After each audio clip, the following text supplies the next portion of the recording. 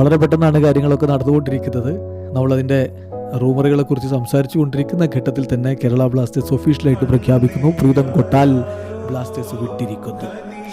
അപ്പം ബ്ലാസ്റ്റേഴ്സിൻ്റെ official statement നമുക്കൊന്ന് പരിശോധിക്കാം. ബ്ലാസ്റ്റേഴ്സ് അതിൽ പറയുന്നത് എങ്ങനെയാണ്: കേരള ബ്ലാസ്റ്റേഴ്സ് FC-യും പ്രീതം കൊട്ടാലും തമ്മിൽ ഒരു മ്യൂച്വൽ ഡിസിഷനിലേക്ക് എത്തിയിരിക്കുന്നു, പരസ്പരം വഴി പിരിയാൻ.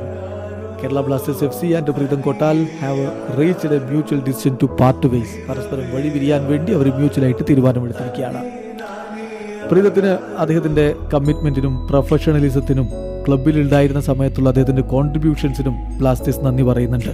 V would like to sincerely thank Pritam for his commitment, professionalism and contributions during his time at the club. Thank you Pritam എന്നാണ് ബ്ലാസ്റ്റേഴ്സ് ഇപ്പോൾ ഈ ഒരു സ്റ്റേറ്റ്മെൻറ്റിൽ പറഞ്ഞ് എങ്ങോട്ടേക്ക് പോകുന്നു എന്ന് ബ്ലാസ്റ്റേഴ്സ് പറഞ്ഞിട്ടില്ലെങ്കിലും മറുഭാഗത്ത് ചെന്നൈയിൻ FC അദ്ദേഹം എത്തിയ കാര്യം അനൗൺസ് ചെയ്ത് കഴിഞ്ഞിട്ടുണ്ട്. അപ്പോൾ ഏതായാലും കേരള ബ്ലാസ്റ്റേഴ്സ് വിട്ട് പ്രീതം കൊട്ടാൽ ചെന്നൈയിൻ FC-യിലേക്ക്